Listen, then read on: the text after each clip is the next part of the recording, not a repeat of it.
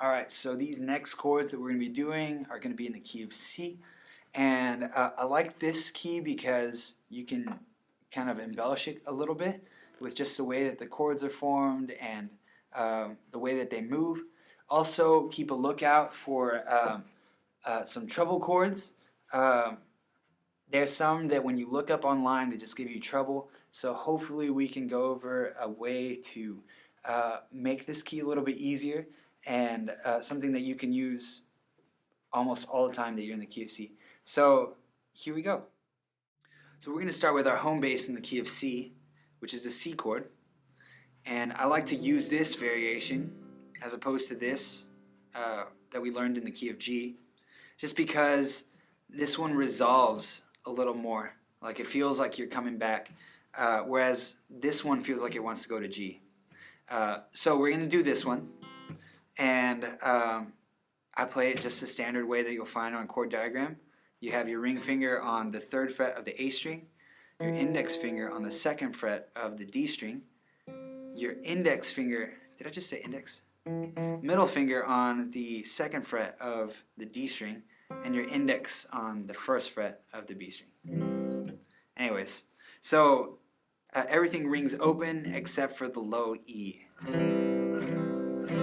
Should sound like that. So the next chord from this C, we're going to go to F.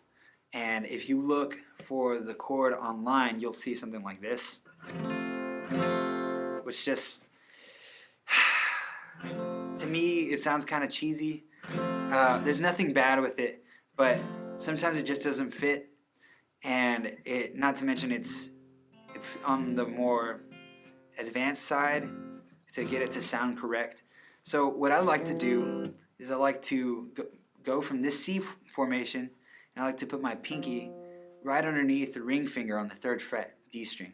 And then at that point you can lift up your middle finger because it won't be heard with the pinky 1 fret above it. So it sounds like this. It's a nice open sounding chord. If you have large hands, or if you're able to stretch and get this low F note, it makes it sound a little more full. But otherwise, it's perfectly fine just playing it like this. And what that freezes up is to play this this note right here on the 2nd fret of the G string.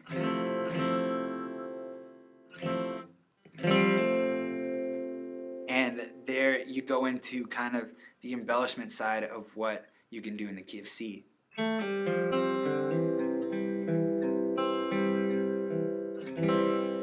Okay, so we'll go a little bit, we'll go into that a little bit more later. So from this C chord, we're going to find the A minor chord. And how you do the A minor is you bring your ring finger right below your middle finger. You're still muting the low E string, and then just play the rest. So as of now we have a C chord, muting the low E, an F chord, still muting the low E unless you can reach over to get that F. Alright, and then go back to the C chord and find the A minor from there. You bring your ring finger right beneath the middle finger. Right, so there's A minor. Then the last chord is the G chord. And for this one, I only use in the key of C. I don't really use this G formation in any other key except for the key of C. And it's kind of a G suspended, but what I like about it is that my index finger never moves from this point when I'm playing the key of C. So C, F, A minor, then to G.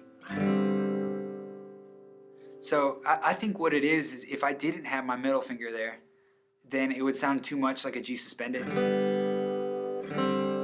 right? So I like to put it there to give it a little more grounding within that G sound. So that's it, and I'm just playing all the strings. Yeah, let's go into a little bit of how you can work on those embellishments within the key of C. And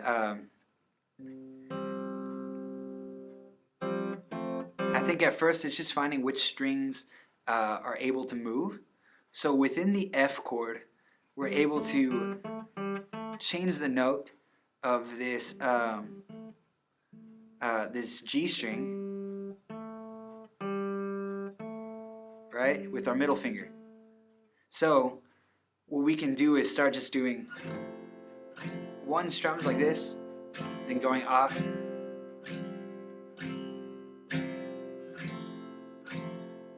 then go 2 on, 2 off,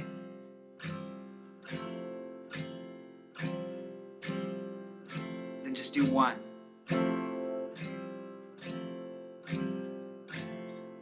Right? So then to get to the point where you can get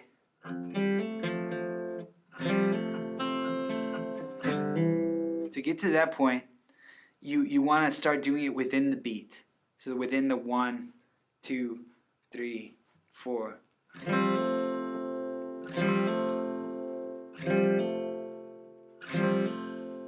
So this same thing you can do with the C chord, like you saw me do earlier, except the note that we're changing is on the D string now. So work this one the same way. Do a 4 on, 4 off, then do 2 on, 2 off, then 1 on, 1 off. And then you get to the point where you can go.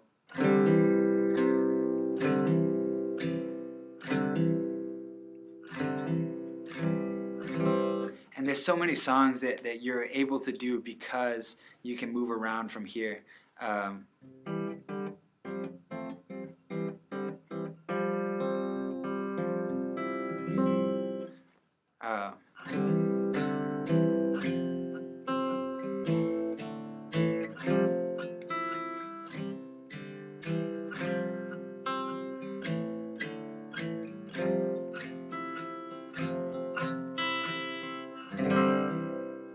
So lastly, I like to use this form of a C chord, which looks kind of like the C over G that we went over in the G chord lesson, except I bring my pinky to the C note and the ring finger is on the G.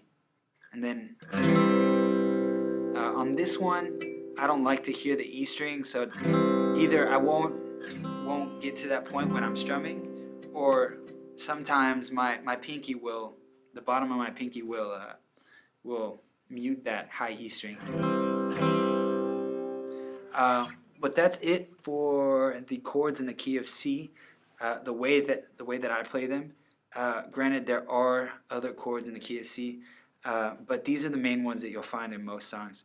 So we're going to keep on moving to the next chords, which will be in the key of A. So stay tuned.